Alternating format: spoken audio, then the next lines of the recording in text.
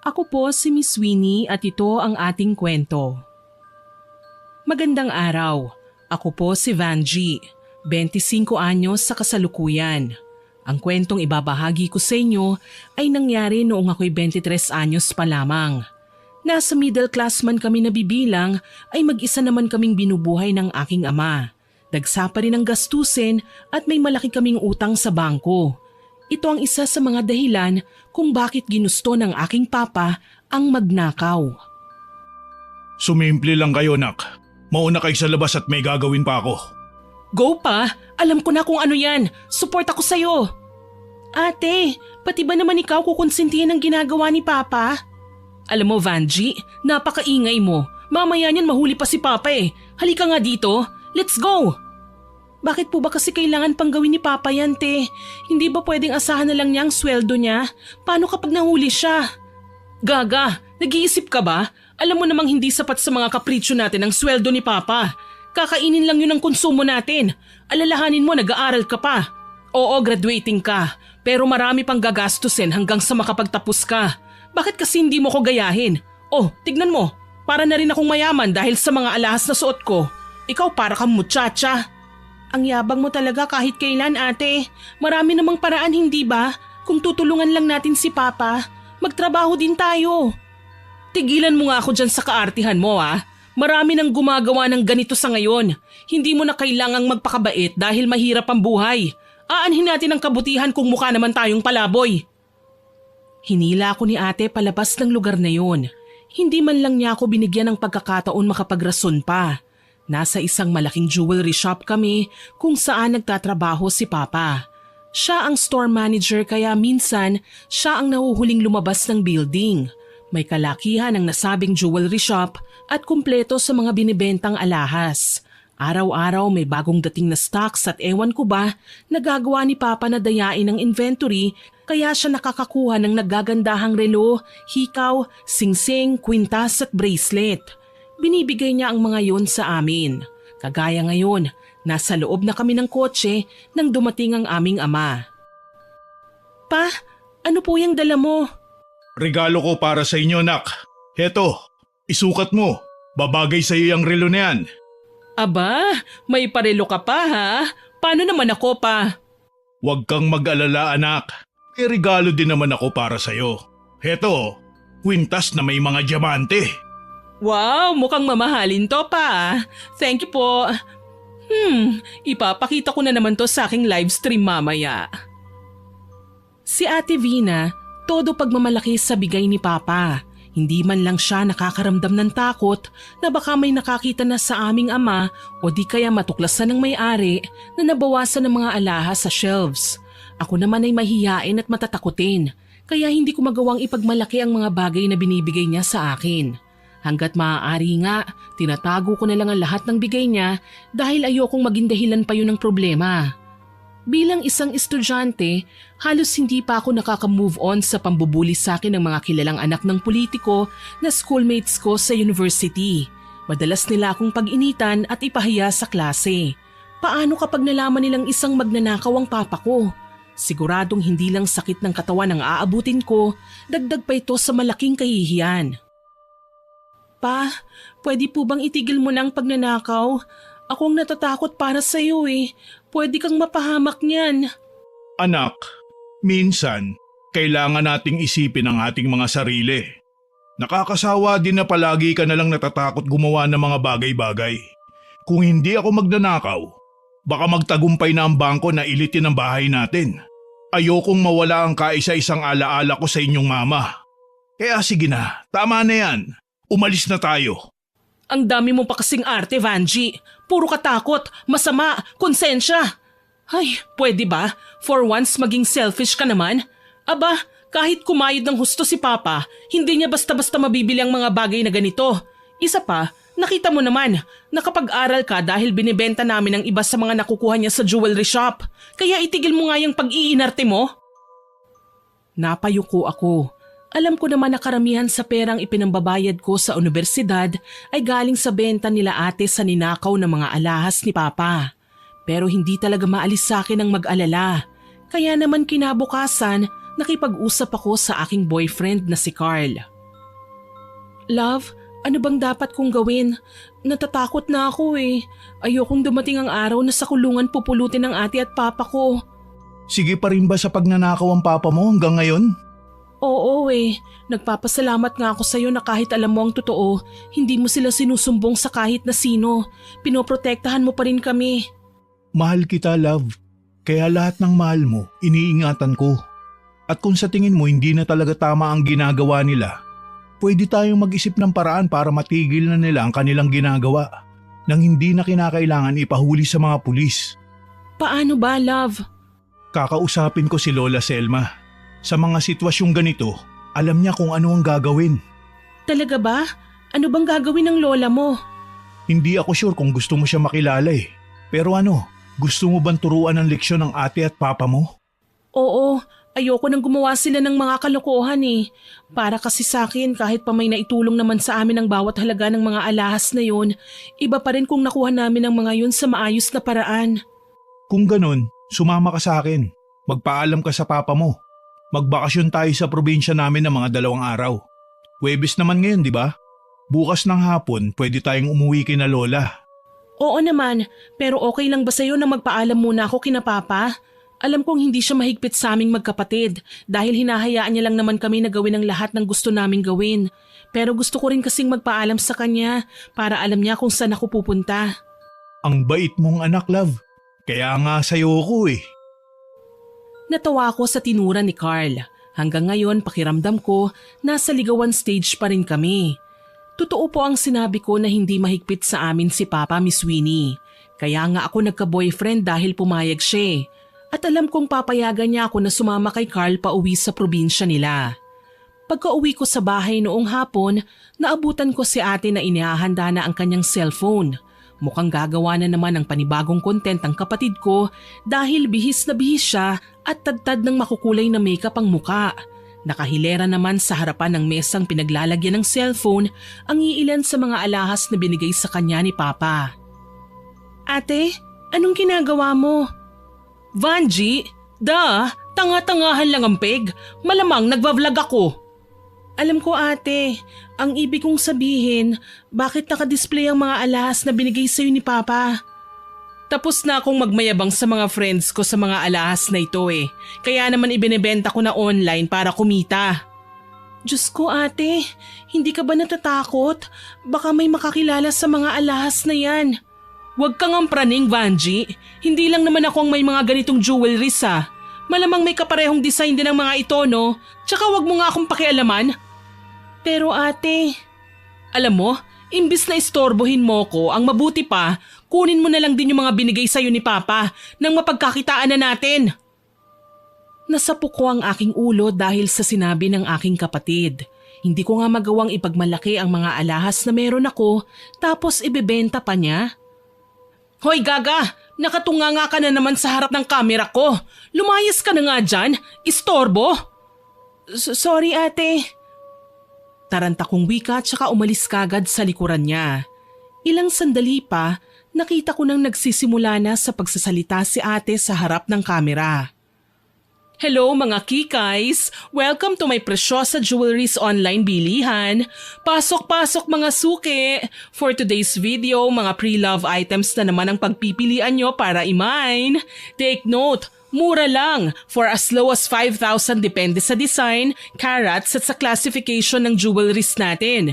Kung gusto nyong maging kagaya ko na maging beautiful, sexy at mayaman, magandang investment to para sa future nyo mga kikays. Ako na talagang natatakot sa ginagawa ng kapatid ko. Kahit ang pananalita niya nagtutunog mayabang na. Sambit ko sa sarili ko at tumalikod na lang tsaka nagtungo sa kusina. Habang nakaupo sa upuan at nakatitig sa cellphone kong nasa dining table, inalala ko kung kailan nagsimula ang bisyo ni Papa na magnakaw ng mga alahas sa store na pinagtatrabahuhan niya. 2 years ago yun nang mamatay si Mama sa atake sa puso dahil nalulong si Papa sa sugal. Hindi niya ikinatuwa nang malaman niyang nagkautang si Papa sa bangko at ginawang collateral ang bahay namin. Sinisi ni Papa ang sarili at dinala ang konsensya hanggang sa mapagtanto niyang kaya niyang gumawa ng paraan para mabayaran ang utang. Nagsimula siya sa pagkupit ng kita sa kaha hanggang sa maisipan niyang pakialaman ang inventory ng sa gayon madaya niya at makakuha ng mga alahas. Halos 2 taon niya ring ginagawa yun. Binubukod niya ang napagbebentahan ng mga alahas para mabayaran ang utang sa bangko paunti-unti, samantalang si ate naman ipinagmamayabang sa kanyang mga kaibigan ang natatanggap na mga alahas. Sa dami nun, madali siyang magsawa kaya binibenta niya kalaunan online para maging pera. Nakatulala ako sa mesa nang pumasok si Papa. O anak, nandyan ka pala. Ano, kumain na ba kayo ng ate mo? Eto oh, may dala akong lechon manok, paborito mo. Pa, wala po akong gani. Bakit anak? Ayaw mo ba ng manok? Gusto mo magpa-deliver tayo ng liempo? Okay lang po ako pa, hinintay po talaga kita. Bakit anak? May sasabihin ka ba? Pa, saludo po ako sa inyo kasi kahit kayo na lang po ang magulang namin ni ate, hindi nyo kami pinabayaan, inalagaan at pinag-aral nyo kami ni ate. Mahal na mahal ko po kayo, pa. Parang alam ko na naman kung saan pupunta ang usapang ito anak.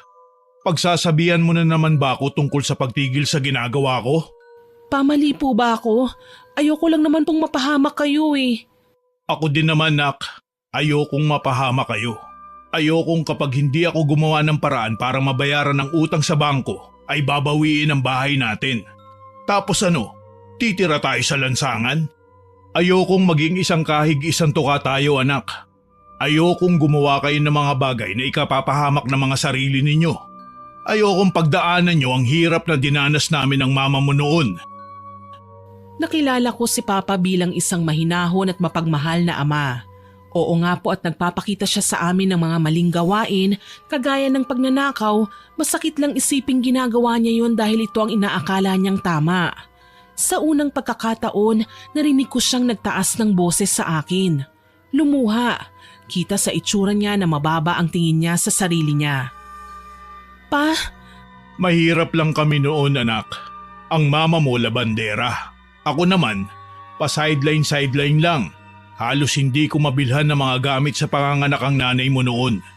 Hanggang sa makapasok ako sa jewelry shop. Isa lang akong ordinaryong janitor. Pero hindi mabait ang amo ko anak. Nalaman kong isa siyang sindikato.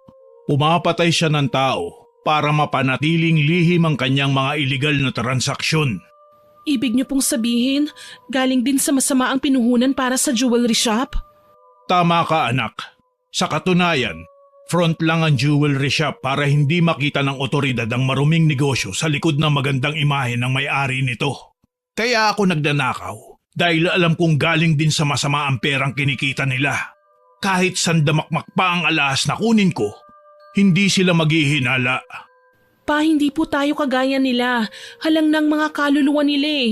Pati ba naman kayo susunod sa yapak nila? Pa, hindi pa naman huli ang lahat para magbago. Vanji, ano na naman ba yung sinasabi mo kay Papa? Pinahihinto mo na naman siya sa pagnanakaw ng mga alahas ano? Kahit kailan talaga atribida ka. Hindi pwedeng wala akong bagong alahas bukas. Nangako na ako sa mga kaibigan ko na ipapakita ko sa kanila ang mga alahas na manggagaling kay Papa. Naririnig mo ba yung sarili mo, ate? Heto na naman tayo. Sana naging santo ka na lang, Vanji. Pati ang mga balahibo ko nagsisitaasan sa kabanalan mo eh. Diyan ka na nga. Mauna na ako anak. Alam kong masama ang ginagawa ko. Pero ito ang alam kong makakabuti para sa inyo. Hindi na ako magbabago. Tinalikuran na ako ni Papa pagkasabi niya noon.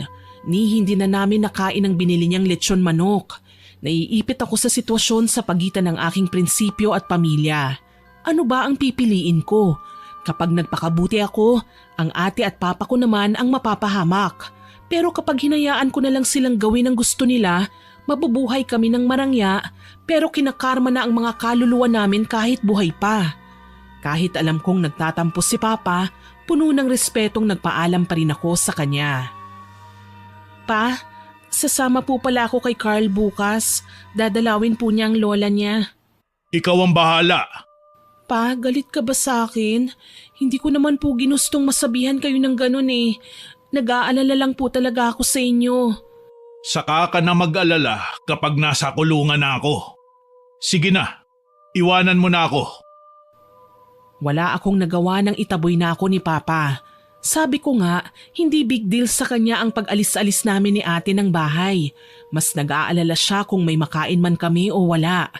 Papasok na ako sa aking kwarto nang tumunog ang cellphone ko. Kaagad kong tinignan kung ano yun. Isa palang notification. May nagpasok ng pera sa e-wallet ko at mapait akong napangiti nang makitang galing yun kay Papa. Ayaw niyang magkaproblema ako sa pagbabiyahe kaya sinigurado niyang may dala akong pera. Huminga na lamang ako ng malalim tsaka nagpa siyang matulog ng maaga.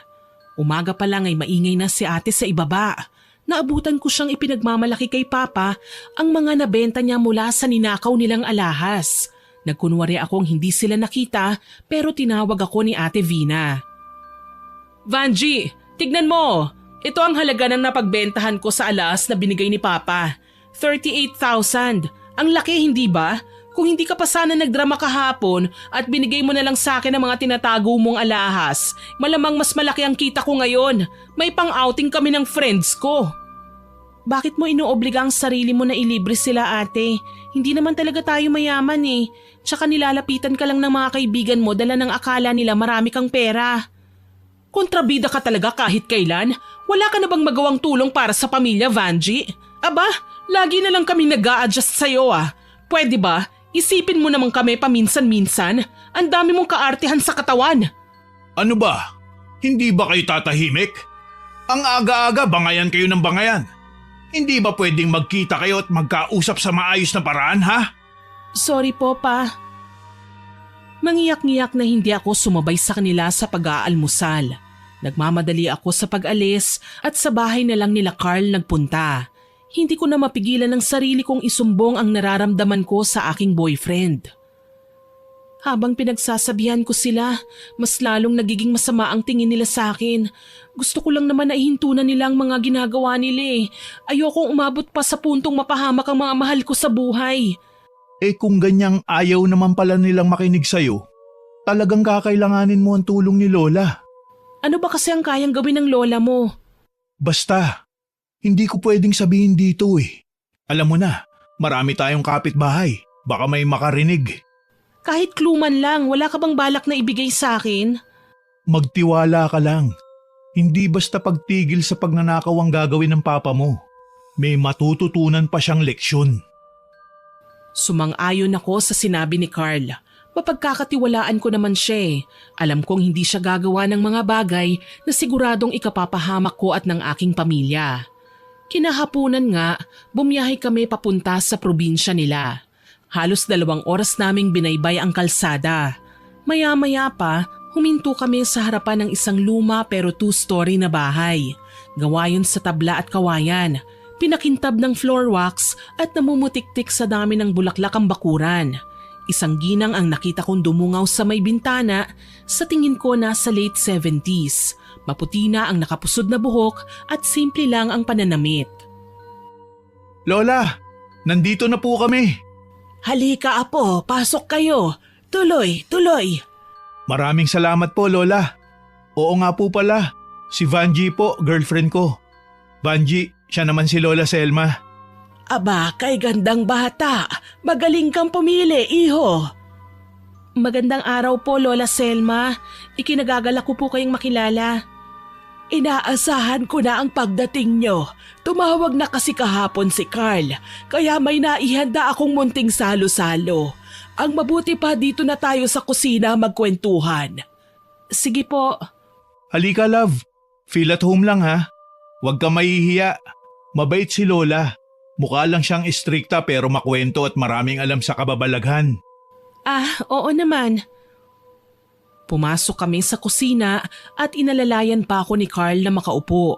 Si Lola Selma naman, kahit medyo nginig na ang mga kamay, ay nakakatouch lang pagmasda na pinagsisilbihan pa rin kami. Gusto ko sanang tumayo para tulungan siya sa paghahain pero sinaway ako ni Carl. Maupo ka na muna, love. Ako nang bahalang tumulong kay Lola. Bisita ka namin dito eh. Ayos lang naman yun, love. Maliit na bagay. Basta, hayaan mo na lang ako, okay? Pinagmasdan ko silang inilatag sa mesa ang mga handa nila.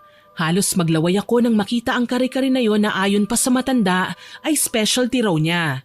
May nakakatakam pang sapin-sapin at isang 1.5 na malamig na soft drinks. Bago kumain, nagdasal muna kami. Sige na mga apo, kumain na tayo. Tikman mo ang kare-kare ni Lola, love. Bestseller yan dati dito sa amin. Talaga po ba, La?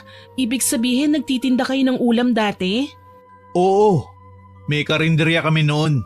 Ang kita nun ang ginamit ni Lola para makapag-aral ako. Ang galing naman, ang sipag niyo po pala, Lola. Depende lang yan sa diskarte at tiyaga, iha. Ang mahalaga, marangal ang ginagawa natin at siguradong hindi nakakapahamak sa kapwa. Natahimik ako sa sinabi ni Lola.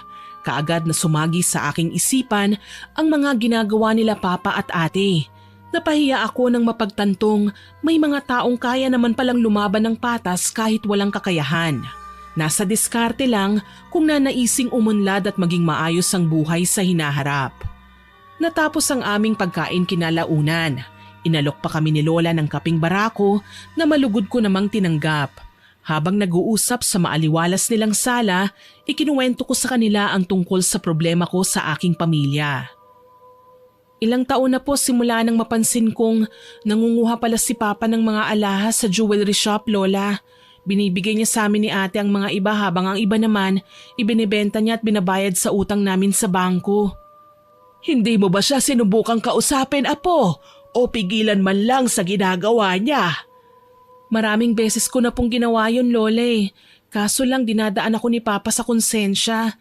Kesyo galing naman daw sa masama ang ninanakaw niya. Dumagdag pa si ate sa problema ko kasi kinukonsinti niya si Papa. Mahirap nga ang sitwasyon na yan, Apo. Ang mga taong sarado ang isip ay hindi basta-basta nakikinig sa payo ng kahit na sino. Lola, naikwento ko po kay Vanji ang tungkol sa kakayahan niyong mangulam. Apo, kabilin-bilinan ko sa'yo na wala kang ibang pagsasabihan tungkol sa lihim kong yan. Lola, huwag po kayong mag-alala. Mapagkakatiwalaan naman po ako eh. Kahit kailan hindi ko po ipagsasabi ang mga nalalaman ko. Kailangan ko lang po talagang gawin ito para matigil na ang pamilya ko sa ginagawa nila. Ayoko lang kasing dumating ang panahon na sila din ang mapapahamak dahil sa ginagawa nila eh. Ayokong makita silang nakakulong sa bilangguan o pinapatawan ng parusa dahil sa nagawa nilang kasalanan. Lola, matagal na tong problema ni Vanji. Ayaw niya na magnakaw ang kanyang amay. Baka naman po pwede niyo siyang tulungan. Huminga ng malalim si Lola Selma. Kita ko sa mukha niya ang pagnanais na tulungan ako kaya kahit papaano, ine-expect ko na ang isasagot niya. Bueno, papahayag ako, pero hindi sa araw na ito, iha. Kailangan mong bumalik sa araw ng Martes. Ngayon kasi Biyernes sana kaso lang may ginagawa akong importante na hindi ko pwedeng ipagpabukas. Ayos lang po yun, Lola. Pwede naman po akong bumalik anytime. Kung ganon, iho, Apo, ipasyal mo na lang muna ang nobya mo sa talon. Maligo kayo doon, magpalamig ha. Mukha kasing mabigat ang dinadala niya. Alam kong masakit para sa kanya ang pinagdadaanan niya at kailangan niya ang suporta mo at pagmamahal. Gagawin ko po, Lola. Ikaw naman, iha, magpakatatag ka ha. Hindi lahat ng nangyayari sa iyo ngayon ay puro kamalasan. Palagi mong tatandaan yan. Huwag kang mag-alala. Gagaan din ang bigat na iyong dinadala sa paglipas ng panahon. Maraming salamat po, Lola. Dinala ako ni Carl sa sinasabi nilang falls. Kahit papaano gumaan naman ang pakiramdam ko. Buti na lang talaga palagi akong handa sa mga pagkakataong ganito. May baon akong swimsuit, kaya naman ilang sandali pa'y masaya na kaming nagtatampisaw ng boyfriend ko sa malamig na tubig. Ang ganda pala dito, no? Tapos ang daming ibon. Ibang-iba talaga sa city na kahit ang hangin hindi na natin malanghap ng maayos. Amoy usok na kasi at laganap na ang polusyon. Kung may mga magagandang environmental view naman, puro mga man-made na. Hindi lubos ang kasiyahan natin kapag nagpupunta doon. Iba talaga dito. Dati nga, sabi ni Lola, sagrado ang isa sa mga batis dito sa aming lugar.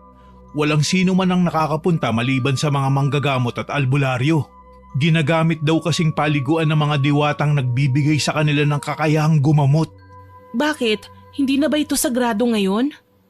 Nang minsan magkaroon ng engkwentro sa bayan, sa batis na yun nagtatakbo ang mga rebelde. Naabutan sila ng mga sundalo at dun pinagpapatay. Bumaha ang dugo at nagkulay pula ang tubig. Mula nun, wala na nagpapakitang diwata.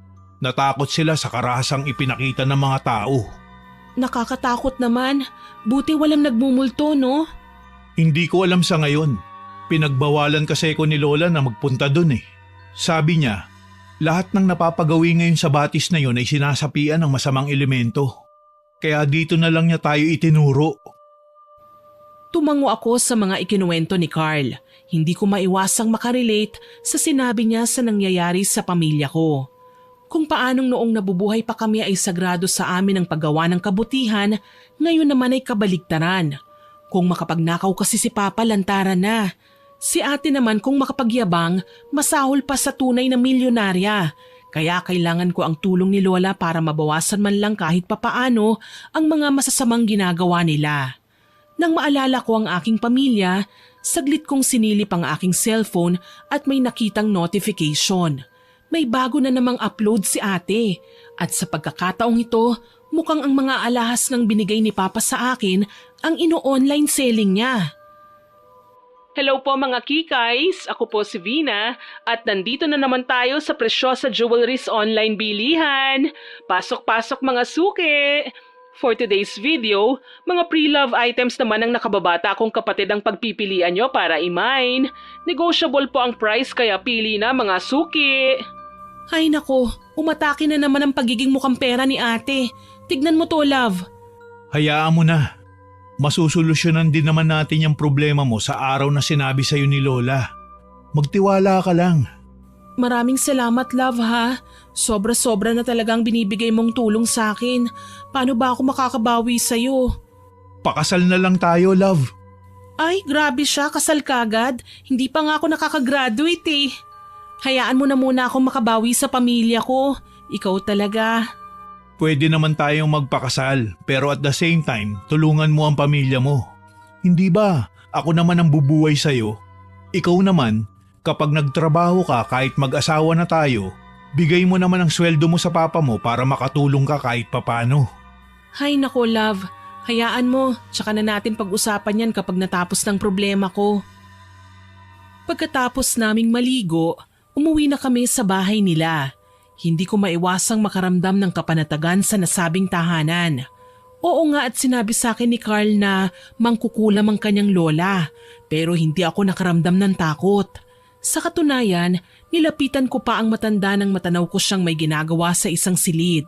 Nagluluto noon ng hapunan si Carl kaya malaya akong maglibot-libot sa buong kabahayan. Lola, pwede bang pumasok? Oo naman, iha. Halika, pasok.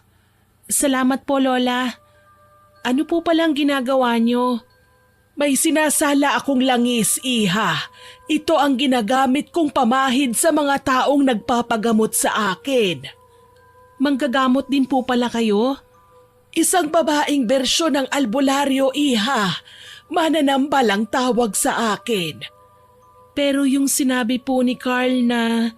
Totoo yun, iha. Marunong akong mangulam. Pero hindi ko ito ginagawa ng walang dahilan. Minsan ginagamit ko ang nasabing kakayahan para magbigay ng aral sa mga taong nagkasala. Ano po bang eksaktong gagawin po natin?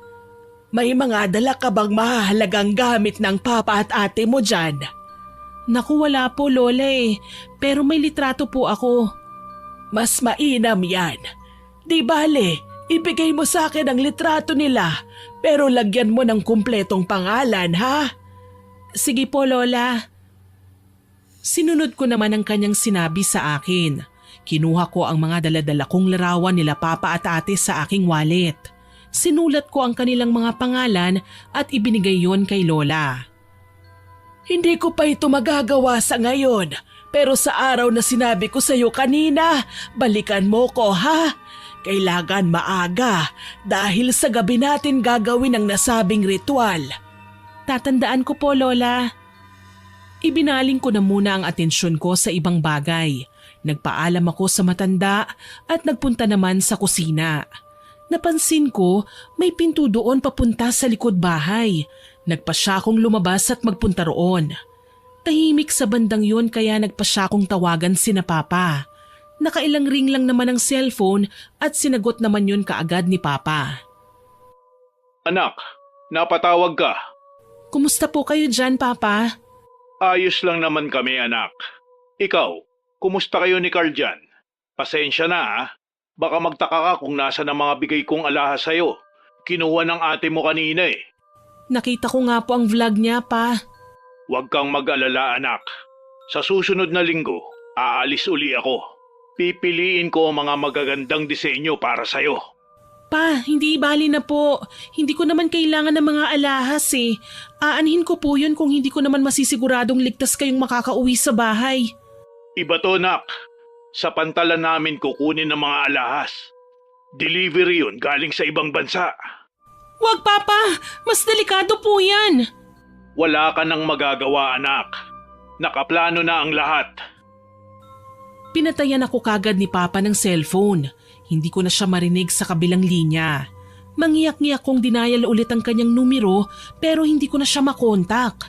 Naabutan ako ni Carl sa ganitong itsura nang sumunod siya sa akin sa bakuran. Love, ano nangyari sa'yo? Bakit ka umiiyak? Si Papa kasi. Huwag mo na silang alalahanin ha. Ngayon lang nila magagawa yan. Sa susunod, hindi na. Hindi ko alam kung tama ba ang ginagawa ko. Gusto kong pigilan ng pamilya ko. Pero pinamumukha nilang mali ako eh. Masama bang maging concern ako para sa kalagayan nila? Kung nabubuhay lang ngayon si Mama, alam kong hindi niya gugustuhin maging ganito si Papa. Tapos si ate, sa halip na pigilan niya ang ginagawa ni Papa, pinapangalandakan pa niya sa lahat. Ipinagmamayabang niya ang bawat piraso ng alahas na ibinibigay sa kanya. Hindi sumagot si Carl nang tuluyan na akong mag-breakdown. Nilabas ko ang lahat ng nadarama kong sama ng loob. Wala siyang ibang ginawa kundi aluin at alalayan ako hanggang sa tuluyan na rin akong mahimasmasan. Kalaunan, sinabay na niya ako papasok sa bahay. Inalalayan palapit sa kusina at sumalo sa kanila ni Lola na kumain. Tinapik pa ako ng ginang sa balikat na para bang alam niya ang dahilan ng pagluha ko. Mula nang makapagbakasyon ako sa bahay ng lola ni Carl, pansin ko may nag-iba na sa papa at ate ko nang umuwi ako. Pareho silang matamlay. Nagtaka ko, kilalang energetic si ate. Maingay at nakakasira ng araw kapag pinapatulan ng mga hirit niya. Nilapitan ko siya at nagtanong. Ate, ayos ka lang ba? Huwag mo na akong pansinin. Okay lang ako. Umalis ka na nga, baka masira pang mood ko eh. Ate, nararamdaman kong hindi ka okay eh. Ano ba kasi yun? Pagod lang ako, okay? Wala kang dapat na ipag-alala sa akin. Bakit ka ba kasi tanong ng tanong? Nakakainis ka na. Nag-aalala lang naman po ako sa inyo eh. Pwes, wag mo akong intindihin. Nakakapanibago yung mga hirit mo eh. Mas lalo akong naiinis. Wala akong nagawa kundi ang layuan na lang si ate. Alam ko naman na mas lalo siyang magagalit kapag pinagpilitan ko pa ang sarili kong lapitan siya. Sa halip, si Papa na lang ang pinuntahan ko. Malamang naghahanda na siya ngayon para sa pagpasok sa trabaho. Kinatok ko siya sa kanyang kwarto at mahinang boses niya lang ang narinig ko na nagsasabing pwede kong pumasok. Kaya pinihit ko na ang doorknob at binuksan ng tuluyan ang pinto. Napasinghap ako nang makita ko si Papa. Nakahiga sa kama, nakatalukbong at para bang pagod na pagod. Pa, ayos ka lang ba? Ayos lang ako, anak. Trangkaso lang to. Mawawala din kagad. Bakit po nakatalukbong kayo? Bigla kasi kung gininaw eh. Itutulog ko na lang muna to. Mamayang tanghali, papasok na ako sa store. Pa, kung talagang napapagod na po kayo, magpahinga na lang po muna kayo. Tsaka na po kayo bumalik sa trabaho kung wala na po kayong nararamdaman. Kailangan kong magtrabaho, anak. Hindi naman pwedeng manatili na lang ako dito sa bahay buong araw. Pa, simula nang mawala si Mama, hindi ko na kayo nakitang nagpahinga. Kahit minsan naman po, subukan yung mag-relax. Kayo ni ate. Iwan mo na muna ako, anak. Kailangan ko na magpahinga. Inaantok na ako. Umiepekto na siguro sa akin ang gamot na ininom ko. Sige po pa. Mahina akong sambit sabay talikod. Hindi ko magawang suwayin si Papa eh. Kilala ko siyang malumanay magsalita. Iniisip niya lagi ang aming kapakanan. Pero ayaw niya rin sa makukulit. Ilang beses lang siyang dapat alukin at talagang pagagalitan niya ang sinuman kapag pinilit ang gusto. Pumasok ako sa eskwelahan ng araw na yon. Napakunot ako habang napapansin ng mga pinagkakabisihan ng aking mga kaklase sa kani-kanilang cellphone. Namutla ako nang makitang isa sa mga uploads na video ni ate. Halos namay na ang lahat ng alahas at ready for shipping na. Pero isa sa mga minors ang nagtanong kung saan tindahan ba nabibili ang mga alahas ni ate dahil halos kapareho yun ng mga tinda sa isang kilalang store na walang iba kundi ang jewelry shop na pinagtatrabahuhan ni Papa. Dahil sa nakita, tinawagan ko kagad si Carl. Hindi naman nagtagal at sumagot kagad ang lalaki. Love, magkita tayo please. Kailangan kitang makausap. Oo naman. Mamayang lunch, susunduin kita. Hihintayin kita, love. Matyaga nga akong naghintay sa pagdating ni Carl sa harapan ng aming school. Sa katunayan, nauna ako sa may waiting shed dahil desperada na talaga akong makausap siya. Nang dumating nga ang lalaki, hindi na ako nagpaligoy-ligoy pa. Love? Martes na bukas, hindi ba? Oo. Puntahan na natin si Lola. Hindi ko na matagalan pa ang mga bagay na nalaman ko eh. Kailangan ko na silang bigyan ng leksyon. Sige, sasamahan kita. Pero kailangan ko muna magpaalam kina mama. Salamat, love. Inihatid muna ako ni Carl pauwi sa aming bahay. Naabutan ko si ate na bihis na naman at mukhang paalis. Halatang mamahali ng kanyang suot. Siguro galing sa napagbentahan niya ng mga nakaw na alahas. Ate, saan ka pupunta? Gagala, malamang. Alam mo, Vanji, imbis na problemahin mo ko, bakit hindi mo asikasuhin ang sarili mo? Mukha kang stress to. Alam mo ba yun? Ilang araw na lang mukha ka ng mas matanda kesa sa akin. Grabe ka naman sa akin, ate. Concern lang naman ako sa inyo eh. Alin? Ang ipagsabi mo sa boyfriend mo na nagnanakaw ng alahas si Papa, imbis na pagtakpan siya? Wow, ang bait mo ring anak ano? Lalong ang bait mo ring kapatid. Ipinapahiya mo na kami. Akala mo hindi ko nalalaman? Madalas kitang makitang kausap ang boyfriend mo sa phone. Gaga, huwag ka masyadong magtitiwala. Anong malay mo? Pinapaasa ka lang yan tapos sasaktan ka lang pala. Hindi totoo yan, ate. Mahal ako ni Carl. Mahal? Sigurado ka? Kung talagang mahal ka niya, hindi ka niya hahayaang sirain ang relasyon mo sa amin ng pamilya mo. Wala siyang kinalaman sa pagkakasira natin, ate. Kayo nila Papa ang gumagawa ng mga bagay na ikapapahamak nyo. Ang masakit lang sa tuwing may mga pagkakamali kayo, ibinibintang nyo kagad sa iba. Napasinghap ako nang lumagapak ang malakas na sampal ni ate sa aking pisngi. Hindi makapaniwalang napatingin ako sa kanya. Alam kong may pagkamaldita si ate pero kahit kailan, hindi niya ako napagbuhatan ng kamay. Mukhang nabigla naman sa nagawa niya si ate. Kita ko yon sa kanyang mga mata pero hindi niya pinili pang indahin ang ginawa niya sa akin. Sa halip, taas noo pa siyang tinignan ako. Kasalanan mo kung bakit kita nasaktan. Kailangan ba talagang humantong sa ganito, ate? Na magkakasakitan tayo bago niyo pa mapagtantong mali ang ginagawa niyo? Wala kang alam sa tunay na dahilan kung bakit ko kinukonsinti si Papa na magnakaw ng mga alahas. Wala kang alam kung bakit nagyayabang ako sa harapan ng mga kaibigan o kahit sa mga kakilala mo sa eskwelahan. Wala kang alam kung bakit ako gumagawa ng mga bagay na mali sa paningin mo. Kaya pwede ba, kung wala kang masasabi o maitutulong sa amin ni Papa, lubayan mo na ako. Humakbang pa si ate at marahas akong itinulak na ikinahiga ko sa sahig. Mabagal akong bumangon nang makita siyang naglakad palayo. Masakit man ang likod ko dala ng pagkakabagsak pero hindi nito kayang tapatan ang sakit na nararamdaman ng puso ko. Hindi na talaga pwede ang ginagawa nila. Kailangan ko na silang pigilan. Hindi na ako nagpaalam kina Papa nang sumama ako kay Carl papunta sa probinsya.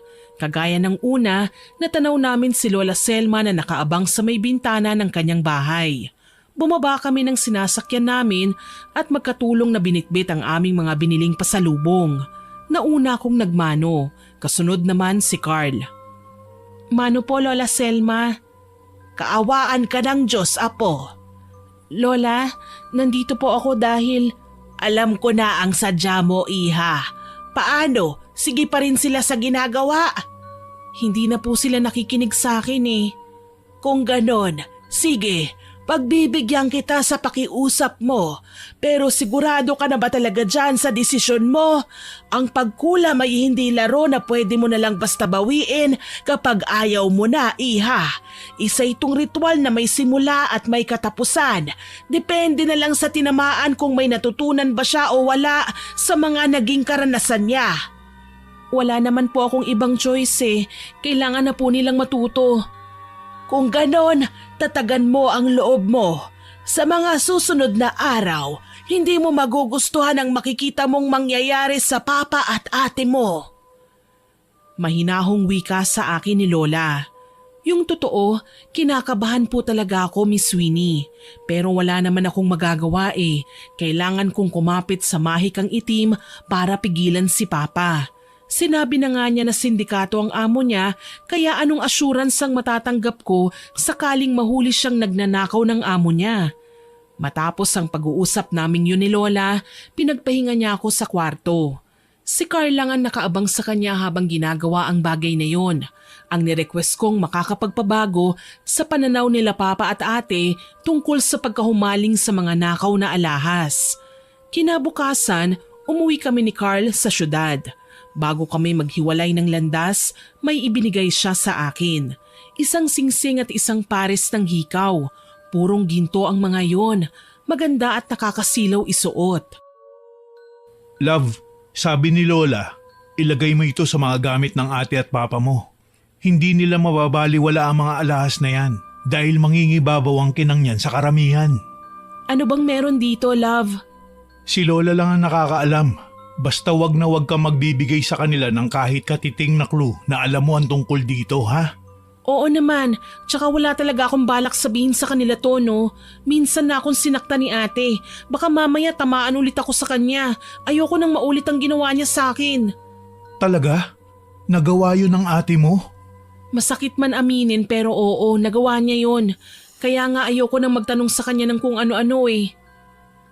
Tumango si Carl at niyakap na lang niya ako.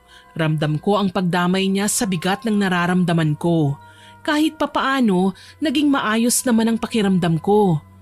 Pagsapit ng hapon, una akong dumating sa bahay.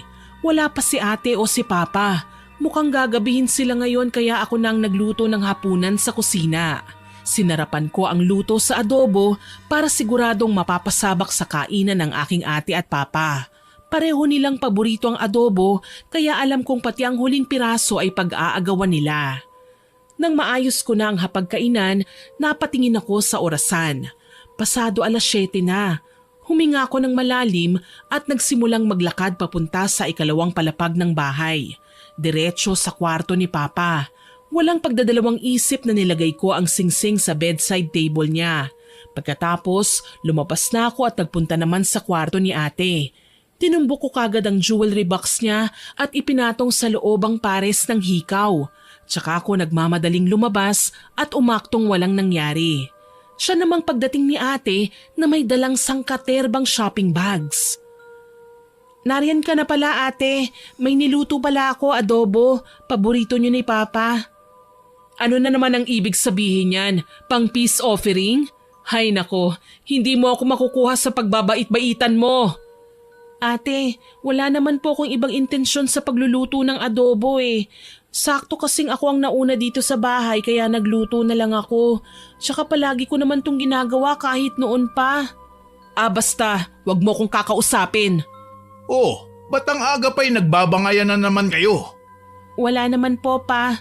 Dumating na po pala kayo, magandang gabi po. May sorpresa na naman ako sa inyo, mga prinsesa ko. Nanlaki ang mga mata namin pareho ni ate nang may ilabas na 2 mamahaling kwintas si Papa mula sa kanyang bag. Nakalagay pa yon sa isang box pero nakikita namin ang itsura nito dahil transparent ang takip nun. Papa, para sa amin po ba talaga ito? Bakit? May iba pa ba akong prinsesa bukod sa inyo? Oo naman. Pili lang kayo dyan. Sa inyo ang magustuhan ninyo. Ayos lang naman po sa akin kahit alin dyan ang itira ni ate, Papa. Aba, himala at hindi ko umangal ngayon sa mga ninakaw ni Papa sa store. Naisip ko kasi tama ka ate, dapat sinusuportahan ko kayo. Pasensya na kung ngayon ko lang lubos na naintindihan ang pinupunto nyo. Mahirap lang kasing tanggapin nung una na may mga bagay kayong kailangan gawin kahit masama. Isipin mo na lang Vanji mas okay na to kaysa mag-construction worker si Papa no? O tayo naman ang maging sales lady o utusan na sinisigaw-sigawan ng mga mayayaman. Minsan kailangan nating sumabay sa uso para maging in. Pilit ang ngiting iginawad ko sa kanila. Gayunpaman hindi na ako nagpakita ng kahit na anong pag-angal. Tutal naman, oras na maisuot na nila ang singsing at hikaw, makikita ko na ang tunay na leksyon na dadanasin nila at titiyakin kong hindi na nila nanaisin pang magnakaw. Sana lang talaga mapatawad ako ng Panginoon sa nagawa ko sa kanila. Kagaya nga ng inaasahan, inakala ni Ate Vina na kasama pa sa mga binigay sa kanya ni Papa ang hikaw na nasa jewelry box niya. Habang nakasilip ako sa siwang ng bahagyang bukas niyang pinto, nakita ko ng suot niya yun. Kagaya ng nakagawian, kinuha niya ang cellphone at pinagyayabang na naman sa social media ang suot niyang alahas. Bagong bili to ng Papa ko guys, worth 3 million from Italy. Not for sale ha? Sambit pa niya kaya napailing na lamang ako. Lukarit talaga itong si ate. Italy daw, 3 million pa. Kung alam niya lang galing kay Lola Selma ang nasabing hikaw at may pabaon pang sumpa. Huminga ako ng malalim at si Papa naman ang sinilip ko. Nasa kalagitnaan na siya ng pagpupumilit na tanggalin ang kung anong bagay na nasa daliri niya. Tinulak ko ang pinto tsaka pumasok ng walang paalam. Pa, ayos ka lang? Ayos lang ako anak. Salamat nga pala sa napakasarap na adobo ha. Busog na busog ako. May kailangan ka ba? Wala naman po pa. Napansin ko po kasi na parang may gusto kang tanggalin. Oo May sinuot kasi kong singsing na ayaw nang matanggal. Di bale mamaya, ibababad ko na lang sa sabon para makuha. Bigla kasing humigpit Okay po pa. Tumalikod na ako at nagkunwari na hindi interesado sa kanyang ginagawa. Pero sa totoo lang, kinakabahan talaga ako. Hindi ko nga alam kung paano pa matatanggal ni Papa ang singsing na humihigpit sa kanyang daliri Gabi na, nakahiga na ako sa kama nang marinig ang ungulan sa kabilang kwarto. Tinig na nahihirapan, nasasaktan. Bumangon ako at pinuntahan si ate. Nakita ko siyang nakasandal lang sa higaan. May iniindang sakit sa kanyang tenga. Halos hindi niya kasi maihiga ng maayos ang kanyang ulo Ate, ano pong nangyayari sa'yo? Nangangati kanina ang tenga ko nang isuot ko ang bigay na hikaw ni Papa kahit nang tanggalin ko na, makati pa rin hanggang sa heto na magana. Diyos ko ate, pulang-pula na ang tenga mo Sinubukan mo bang lagyan ng alcohol? Nalagyan ko na nga kanina pero walang epekto. Parang yung pamamaga, gumagapang na sa ulo ko kaya ang sakit. Ang sakit! Ha? Si Papa? Pupuntahan ko muna si Papa. Nagtatakbo ko papunta sa kabilang kwarto. Naabutan ko si Papa na pumapalahaw habang duguan ang kanyang daliri. Natataranta naman akong lumapit sa kanya. Papa? Pa? Anong nangyari sa inyo? Pa? Hindi ko alam anak. Masakit ang daliri ko. Pakiramdam ko mapuputol na ito. Diyos ko, anong gagawin ko? Mangiyak-ngiyak na muli akong bumalik sa aking kwarto. Nakita ko kasing nagdugo na ang tenga ni ate. Nanginginig na denial ko ang numero ni Carl. Mabuti na lang, ilang ring lang at sumagot kagad ang lalaki sa kabilang linya. Love, napatawag ka. Sina Papa, Love, parang hindi ko na kaya. Nasasaktan ako na nakikitang nagdurusa sila. Love, hindi ba? Sinabi na ni Lola sa'yo na kailangan tatagan mo ang loob mo kapag naisagawa na ang kulam? Pero natatakot kasi ko eh. Baka kung anong mangyari sa kanila. Shh! Kumalma ka lang, okay? Huwag ka mag-alala. Pupuntahan ko kayo. Ilang sandali pa, dumating din kagad si Carl. Tinulungan niya akong i-check sina Papa at Ate hanggang sa makapagdesisyon ako na dalhin na sila sa ospital. Ayaw sana ni Carl pero nagpumilit ako kaya wala siyang nagawa kundi ang tumawag ng ambulansya. Sa emergency room kagad dinala ang dalawa. Kumalma ka lang, love. Magiging okay din ang lahat. Kailangan nilang pagdaanan yan para matuto sila. Ngayon lang ako nakakita ng ganitong klaseng karamdaman. Hindi ko akalaing totoo pala talaga ang kulam. Talagang totoo, love. Pero huwag kang mag-alala. May sariling panggaling ang kulam. Yun ay kung matututo sila sa mga pagkakamali nila. Sigurado ka ba? Baka naman… Sige, para matahimik ka, kausapin mo si Lola sa cellphone ko. May iniwan naman akong telepono sa kanya kaya pwede natin siyang tawagan kahit anong oras. Oo na, natatakot lang kasi ko eh. Lalo na nung nakita ko ang dugo sa kamay ni Papa. Ano pala ang sabi ng doktor? Wala pa raw findings eh. Wala silang makitang dahilan kung bakit nangati ang tenga ni Ate Vina. Si Papa naman hindi pa natatanggal ang singsing sa kamay niya. Delikado raw kaya baka ipaputol daw ng doktor. Alam mo kasi, hindi na sana natin sila dapat na dinala rito, love. Alam naman natin kung ano talaga nangyayari sa kanila. Kusa lang na mawawala ang kung anumang kababalaghang nangyayari sa kanila kapag oras na. Hindi ko kagad nasagot ang tinuran sa akin ni Carl. Alam ko naman na may pinag-usapan kami ng lola niya. Pero hindi ko akalaing mas nakakatakot palang tignan ng ganitong sitwasyon ng personal. Parang biglaan. Gayunpaman, inuuwi namin sina Ate at Papa sa bahay. Binigyan naman sila ng gamot ng mga doktor na umasikaso sa kanila at inischedule na lang sila sa follow-up check-up. Mabuti na lang, tila ba nakinig din ng mga karamdaman nila sa ininom nilang gamot. Papa, kamusta na po ang pakiramdam niyo? Ayos lang naman ako, anak. Ang ate mo, ano nang kalagayan niya? Hayun po, nalulungkot. Hindi raw kasi siya makapag-vlog.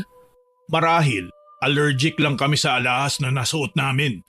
Hindi bale, hindi na namin susutin ang mga ito. Dahil medyo lumiit na ang maga sa daliri ni Papa, nagawa na niyang tanggalin ang singsing. Ayun nga lang, sumugat ito sa kanyang balat na para bang bumaon kaya kailangan naming magpa-inject ng anti-tetanus para hindi na mamagang muli ang kamay niya. Si Ate naman, pinagbawalan ng gumamit o magsuot ng mga alahas na hindi na-check kung hypoallergenic ba. Siguro hindi para sa akin ang hikaw na yon. My goodness, daig ko pang sinumpa. Parang mabibiyak ang ulo ko eh. Talaga ba, Ate? Oo, nagtataka nga ako eh. Bakit ikaw hindi ka man lang nagka-allergy? Ate naman, kailan mo ba ako nakitang sinuot ang mga alahas na bigay sa atin ni Papa? Eh hindi ba ikaw lang din halos ang nagsusuot nun? Kahit na, nakakapagduda lang eh. O baka naman may ginawa ka para magkaganito kami. Ano naman ang ibig mong sabihin, Ate? Baka pinakulam mo kami. Hindi malayong mangyari yun, ano? Ayaw mo sa ginagawa namin, hindi ba? Ate naman, saan mo nakuha ang ideyang yan? Ate, huwag ka na nga mag-isip ng kung ano-ano. Wika ko sa kanya pero ang totoo kinabahan ako. Ang talas talaga ng pakiramdam ni Ate. Mabilis siyang makahalata ng mga bagay-bagay kaya inisip ko sana naman wag na siyang magsalita ng kahit na ano na hindi ko kayang pagtakpan. Baka lang kasi maibuking ko ang sarili ko. Bunga lang yan ng imagination mo, Ate. Diyan ka na nga muna, ikukuha kita ng tubig. Huwag mo nga akong talikuran, Vanji. Hindi ka makakapagsinungaling sa akin. Ate…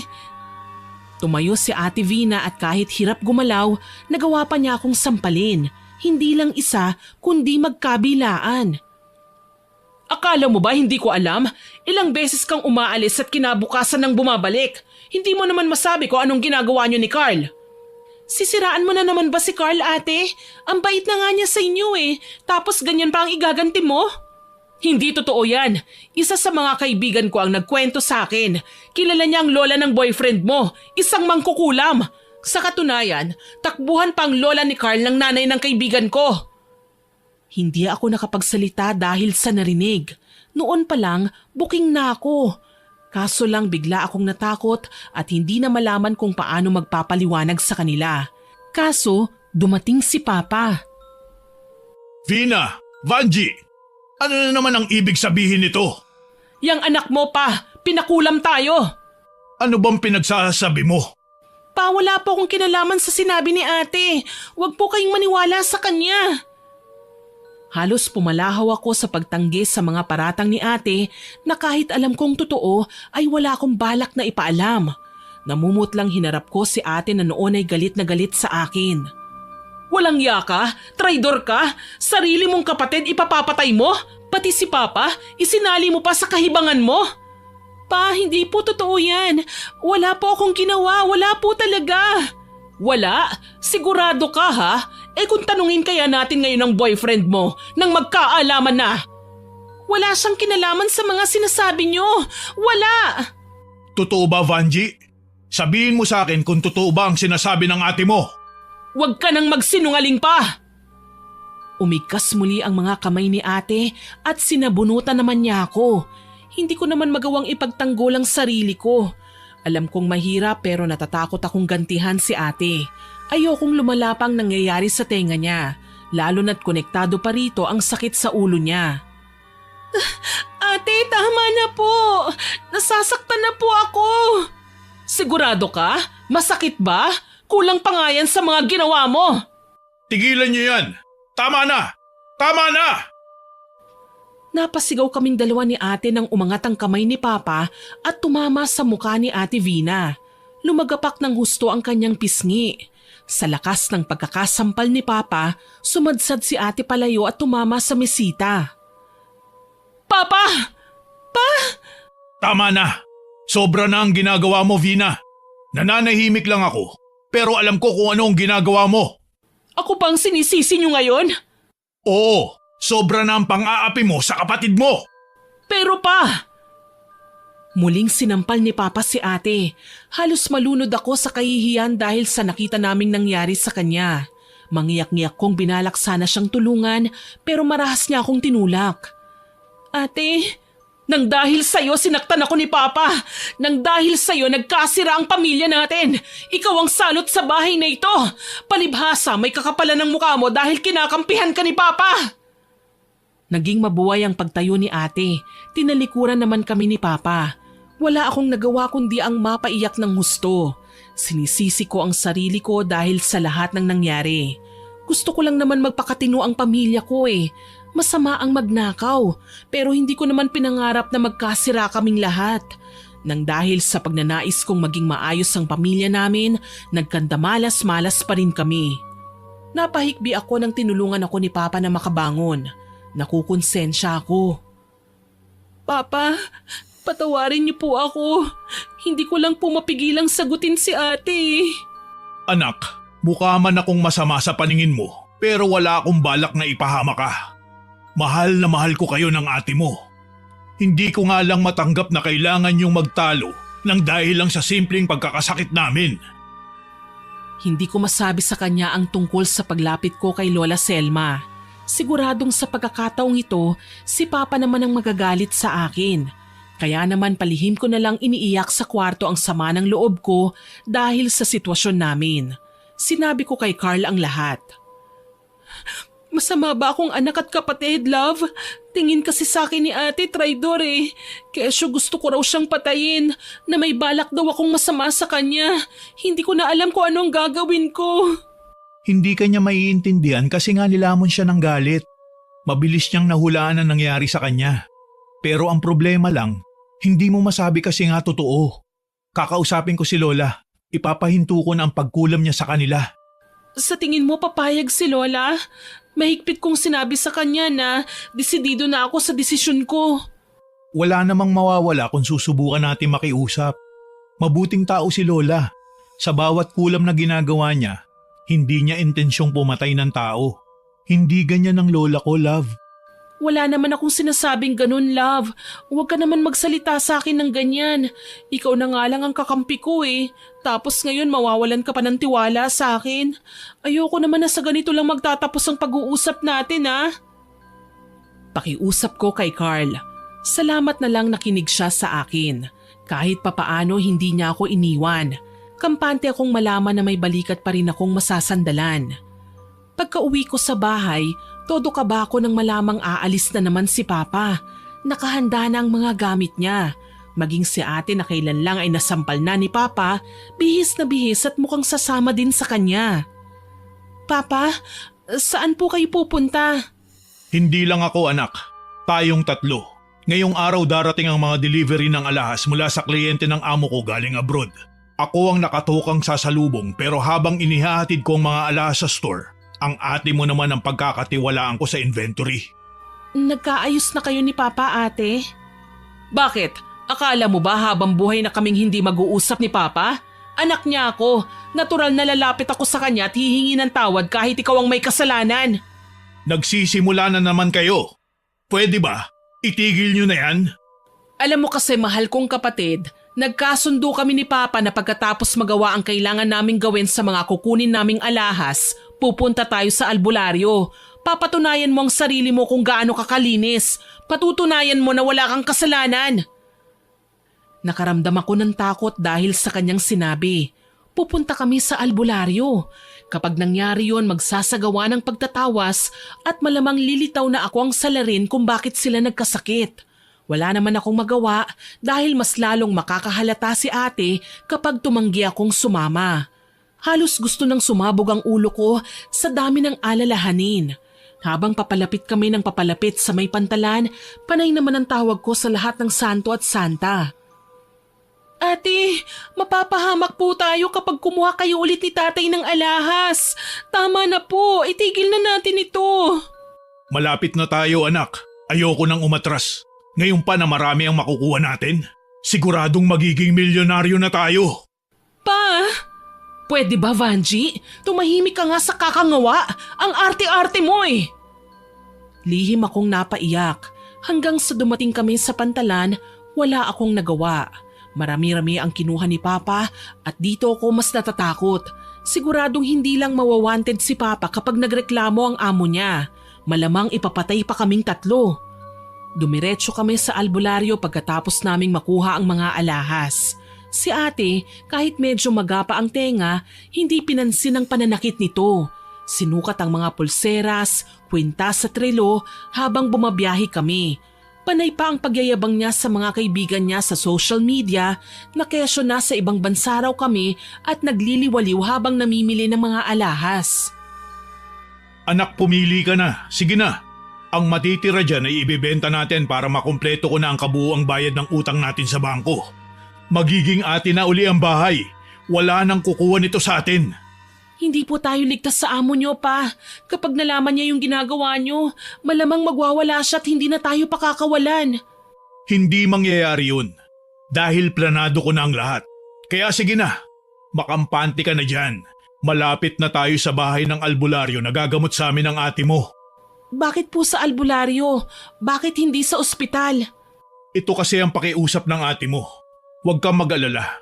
May tiwala ako sa iyo anak. Alam kong hindi mo magagawa ang sinasabi niya sa akin. Mahal mo naman kami, hindi ba? Opo naman pa. Mahal na mahal ko po kayo. Wika ako sa kanya pero halos pumiyok ang boses ko nang sabihin yun. Hindi na lang ako nagsalita at piniling ituon ang aking tingin sa kalsada. Kahit gabi na, kitang-kita ko pa rin ang pamilyar na kalsadang tinatahak namin. Parang papunta kina... Oh, narito na tayo. Sa wakas, malalaman ko rin ang totoo. Ay teka, Papa, sigurado ka bang ito ang bahay ng albularyo? Bakit nakikita ko si Carl sa itaas? Siya ang nagrekomenda sa akin ng mananambaliha. Halika na, magpagamot na tayo. Hindi ko alam kung matutuwa o makakahinga ng maluwag sa aking nalaman. Sina Lola Selma pa rin pala ang haharap sa amin at magtatawas kina Papa. Lumapit naman sa akin si Carl tsaka ako pasimpleng binulungan. Huwag kang mag-alala, hindi ka mapapahamak. Alam ni Lola ang ginagawa niya. At sa pagkakataong to, totoong gagamutin niya na ang papa mo at ate. Maraming salamat, love. Sobrang laking bagay nitong ginawa mo para sa akin. Akala ko talaga mabubuko na ako eh. Hindi ko na alam kung anong gagawin ko. Hindi na kasi kami magkasundo ni ate eh. Nakatatak na kasi sa isipan niya na kinulam ko siya. Na totoo nga naman. Shh! Huwag na natin pag-usapan yan. Baka marinig ka nila. Mapahama ka pa. Huwag kang malungkot. Magiging okay din ang lahat, ha? Saka wag na wag ka nang iiyak. Oo naman, love. Niligtas mo ko eh. Mahal kita, love. Hindi ko man maibigay sa iyong lahat ng gusto mo. Magagawa naman kitang tulungan sa abot ng makakaya ko. Sapat na para sa akin yun. Ganon din naman ako. Halika na. Tignan natin kung ano na ang ginagawa ni Lola kina Tito at Vina. Lumapit kami sa silid na kinaroroonan nila. Parehong nakaupo sina ate at papa. Nakapikit. Si Lola Selma naman kumindat sa akin. Umuusal siya ng mga dasal sa mabilis na paraan. Halos hindi ko nga mahabol ang pagsasalita niya. Maliban pa doon, may halong Latin ang inuusal niya. Mukhang hindi normal ang karamdaman na pinagdaraanan nyo, iho. Ano pong ibig niyong sabihin, Ale? May nababanaag akong ninakaw na alahas. Ipinagmamayabang sa kahit na sino. Isinusuot at ipinapakita sa maraming tao. Nabati kayo. Nabati kami? Kaming dalawa ni Papa? Oo, nabati kayo. May mga nilalang at elemento ng karma na nakabuntot sa lahat ng masasamang gawain. Hindi sila naniningil sa aktwal na paggawa ng kasalanan, kundi sa mga panahong nakakaramdam na sila ng konsensya. Naglakad-lakad si Lola at kinuhang pausukan. May nakatambak ng baga doon at binuhusan niya ng insenso. Tinapat niya ang makapal na usok kina Papa at ate, para bang may tinataboy na masamang espiritu. Ano hong gagawin namin ngayon? Pasensya na, iho, pero kailangan niyong mangumpisal. Ano? Para din naman ito sa kalayaan niyo sa masamang karma.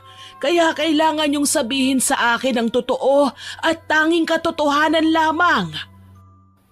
Kumibot-kibot ang labi ni Papa. Alam kong nahihirapan siyang sabihin ang totoo. Maliban pa doon, nakakahiya naman talaga kung tutuusin. Kahit sinong magulang, ayaw ipagkalat ang lahat ng iligal nilang ginagawa, mabuhay lang ang kanilang mga anak. Pero sa labis kong gulat, nagsimulang magsalita si Papa. Nalulung ako sa sugal noon. Nilustay ko ang ipon naming mag-asawa. Ginamit at ginastos ko sa mga walang kwentang bagay. Nagawa ko pang isanla ang bahay at lupa namin sa bangko hanggang sa hindi na kinaya ng misis ko ang matinding sama ng loob. Inatake siya sa puso. Ang mga pinaghirapan namin, inubos ko noon sa sugal. At sumama ng gusto ang loob sa akin ng asawa ko dahil pareho kaming nanggaling sa hirap. Ito ang dahilan kung bakit siya namatay. Papa! Sinisisi ko ang sarili ko. Kaya naman ako naghanap ng trabaho. Hindi naging madali ang buhay para sa akin. Hanggang sa maging janitor ako sa jewelry store ng amo ko ngayon. Magpatuloy ka. Nakikinig ako. Nagsumikap ako hanggang sa kalaunan. Tinaas niya ang posisyon ko. Dito ko na lamang hindi lang siya simpleng negosyante. Isa siyang sindikato. Ang mga alahas na binibenta niya, galing sa kita niya sa pagdideliver ng mga iligal na armas. Nagsilbing front lang ang alahas para hindi makwestiyon ang isa pa niyang negosyo. Alam mo naman palang masama ang amo mo. Bakit nagtagal ka pa sa kanya? Kapag hindi ako nag-isip ng paraan, pwedeng mailit ang bahay at lupa namin. Ayokong mawala ang kaisa-isang alaala na iniwan sa akin ng aking asawa. Kaya naman tinatagan ko ang sikmura ko at nagnakaw. Gumaya ka nga sa amo mo. Kaso nga lang siya naman ang pinagnakawan mo. Nasaksihan ko kung ilang beses siyang pumatay ng tao. Para sa kanya, laruan lang ang mga kagaya natin. Kaya naman naisip ko, bakit hindi ko na lang samantalahin ng pagkakataon na makakuha ko ng mula sa kinikita niya nang hindi niya napapansin. Papa, hindi mo po kailangang sisihin ang sarili mo sa pagkawala ni Mama. Alam ko anak, pero bata pa lang si Vanji, nagkasakit na siya ng malubha. Kinailangan kong mag-isip ng paraan para gumaling siya. Alam mo naman ang sitwasyon ng kapatid mo, hindi ba? Kaya nga po tumutulong ako sa inyo, hindi ba? Totoong pinagyayabang ko ang mga bigay niyong alahas sa social media. Pero ginawa ko lang naman yon para lubayan si Vanji ng mga bullies na nanakit sa kanya noon. Hindi makapaniwalang lumingon naman ako kay ate. Kaunti na lang, papatak na ang luha ko sa naging revelasyon nila. Ano pong ibig mong sabihin, ate? Nalaman ko mula sa kaibigan kong nagtatrabaho sa university na binubuli ka raw. Kaya gumawa ako ng paraan para makilala sa school nyo. Kailangan kong ipagyabang na mayaman tayo para isipin nilang ka-level natin sila, para layuan ka nila. Yung kinikita ko naman sa mga pre-love na alahas, ginagamit kong panglibre sa mga bullies. Kaya sa halip na awayin ka nila, sila pang nagtatanggol sa'yo sa mga taong nagbabalak ng masama. Bakit ngayon mo lang sinabi yan sa akin, ate? Bakit tinago niyo sa akin ang totoo? Kasasabi lang ni Papa, hindi ba? May sakit ka dati. Ayaw na naming bumalik yun kaya napilitan kaming gumawa ng masama para sa'yo. Hindi ka ba nagtataka kung bakit ang luwag-luwag ni Papa sa'yo? Kasi hinahayaan ka niyang gawin ang mga bagay na ikasasaya mo. Hindi ako ang spoiled sa pagmamahal ni Papa, Vanji. Ikaw! Napaiyak na nga ako ng tuluyan dahil sa aking mga nalaman. Niyakap naman ako ni Carl para makaamot ng lakas mula sa kanya. Hindi ko alam, wala akong kaalam-alam. Sa mga panahon pala na nagngingit-ngit ako dahil may ginagawang masama sina Papa at ate, hindi ko akalaing ako pala ang pinoproteksyonan nila. Hindi ko alam na para sa akin ang pagsugal nila sa kaligtasan nila. Dahil sa mga pinagtapat sa akin ni ate, naisip kong magpakatotoo naman. Lumuhod ako sa harapan nila at umiyak. Halos halikan ko ang kanilang mga paa habang humihingi ng tawad. Ate, Papa, sorry. Dahil sa akin nagkasakit kayo. Dahil sa kakitiran ng isip ko nasaktan ko kayo. Inuna ko pa ang husgahan kayo kaya sa alamin ang dahilan kung bakit nyo ginagawa ang mga bagay na ito. Matagal ko nang alam yon, Vanji. Hindi lang ako nag-react kasi hindi ko naman akalaing titirahin mo kami ni Papa sa ganitong paraan. Tsaka pinapatawad ka na namin. Mahal na mahal kita. Nag-iisa lang kitang kapatid eh. Alam namin na ikaw ang nagpakulam sa amin, anak. Ipinaliwanag sa akin ni Carl ang totoo. Naiintindihan naman kita. Ayaw mo lang kaming masaktan. Pero huwag kang mag-alala. Yung alahas na kinuha natin sa amo ko, may blessing na yun ni Chief, nakakonsyaba ko. Ano pong ibig niyong sabihin? Ilang buwan na rin akong naging asset ng hepe sa ating lugar. Habang nag-iimbestiga sila tungkol sa mga illegal na deliveries ng baril, binibigay ko naman sa kanila lahat ng nalalaman ko tungkol sa amo kong sindikato. At bilang kabayaran, hinahayaan niya akong kunin ng mga alahas dahil hindi naman ito kasama sa kukunin nila. Isa pa, hindi ako pinangalanan kaya safe pa din tayo kahit papano. Ayon kay Chief, tulong na daw niya yon para mabawi natin ang bahay at lupa. Diyos ko, ang laki pala ng naging kasalanan ko sa inyo ni ate. Kalimutan mo na yon. Sorry din at halos lamunin kita sa galit noong nag-away tayo. Tinawag mo akong mayabang eh. Mayabang ka rin naman kasi ate. Pero buti na lang talaga at hindi kayo tuluyang nagpalamon sa kasamaan. Nabawi ko na ang bahay at lupa natin, mga anak.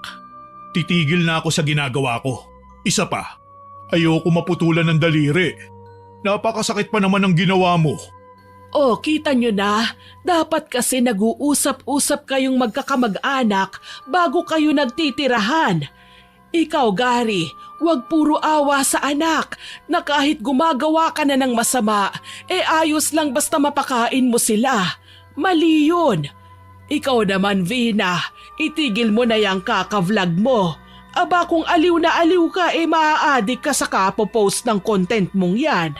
At ikaw naman, Vanji, magpakasal na kayo ng apo ko at gusto ko na rin makakarga ng apo. Nagtawanan kaming lahat sa sinabi ni Lola Selma. Nang mga sandaling yun, kinuha na niya ang karamdaman nila ate at papa, alam ko. Sadyang tinuruan lang niya ng leksyon sina papa at ate, maging ako para mas maging mabuti pang tao. Lumapit ako kina papa at ate, nahihiyang niyakap ko sila. Sorry Vanji nasaktan kita. Nabigla lang si ate. Hindi ko naman talaga gustong saktan ka eh. Kaso lang nalaman ko ang ginawa mo. Kaya nanggigil ako noon. Bakit kasi nagawa mo kung ipakulam eh? Pasensya na po kayo sa nagawa namin ni Vina. Si Vanji naman kasi masyadong nag-alala sa inyo. Natatakot na baka raw makulong kayo. Hindi na namin uulitin ang mga pagkakamaling ginawa namin. Natutunan na namin ang leksyon. Maraming salamat naman. Kahit papaano, gumaan ang loob ko sa naging takbo ng pag-uusap namin nila Papa. Sa katunayan, nang bumalik kami sa syudad ay ipinakilala niya kami sa naging kaibigan niyang hepe at nagpasalamat. Minwestrahan pa kaming wag nang mag-iingay tungkol sa kinuha ni Papa na alahas. Alam naman niyang kailangan daw namin yun. Tuluyan nang naipakulong ang sindikatong amo ni Papa. Naimbargo ang lahat ng iligal niyang produkto at pinarangalan pa ang aking ama. Hindi man niya naisoli sa akto ang mga alahas na nakuha niya sa jewelry shop ay ginamit naman niya yon sa mas maayos na paraan. Nagtayo kami ng negosyo, nag-ipon, nagtulong-tulong kami nila ate na mapalago yun at unti-unting ibalik ang mga ninakaw namin. Literal na ginawa na namin ang tama at mabuti. Alam kong hindi pa naman namin makukumpleto ang mga yun sa ngayon pero balang araw maibabalik din namin ang lahat ng walang labis at walang kulang. Ikinasal kami ni Carl pagkalipas ng 1 taon. Tinutuo nga niya ang plano namin. Hindi namin pinabayaan ang aking papa at ate. Sobrang proud ako sa inyong dalawa anak. Naging masama man akong ama, hindi niyo ako tinalikuran. Sinuportahan niyo pa rin ako hanggang dulo. Mahal na mahal ka po namin, Papa. Tsaka katuwang niyo po kami sa hirap at ginhawa. Higit sa lahat, sumbungan po namin kayo sa lahat ng nagawa naming kalokohan. Si ate talaga, oo. Ikaw talaga? Mababait kaya tayo. Ang bilis mo namang maniwala eh. Paano naman ako? 3 anak na ako ni Papa ngayon ah. Kasi kasal na kami ng bunso niyang prinsesa. Ano ba, love? Nakakahiya ka ah? Baka nakakalimutan nyo, narito pa rin ako. Binabantayan ko ang bawat kilos nyo, Humagalpak na naman kami ng tawa ng aking minamahal na pamilya. Alam kong mas magiging maayos at matatag pa ang aming magiging kinabukasan dahil nagsisilbi silang gabay para kami ay maging mabuting tao, may takot sa Diyos at may respeto sa kapwa. Sa ngayon maayos ang takbo ng aming convenience store at cafe. May mga suki kaming natatandaan ko na pabalik-balik. Kahit papaano, nakakapag-ipon kami maliban sa aming kinikita sa pagtatrabaho.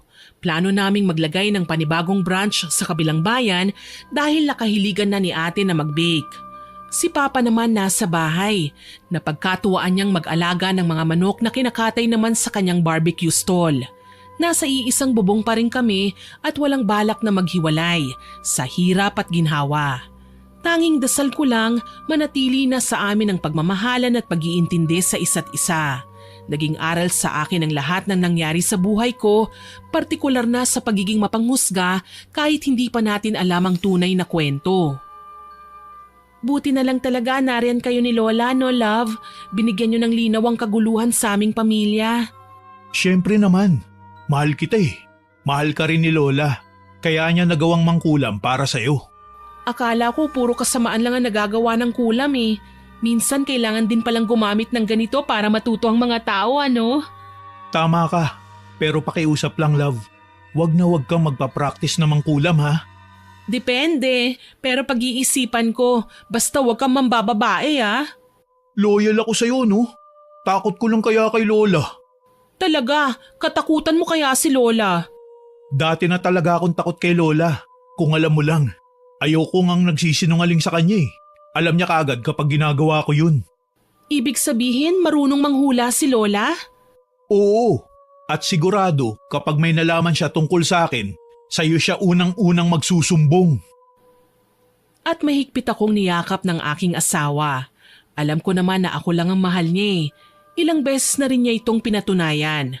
Mula sa pagdamay sa akin sa mga problema, pagtulong sa mga panahong kailangan ko siya at sa pagmamahal niya sa aking pamilya.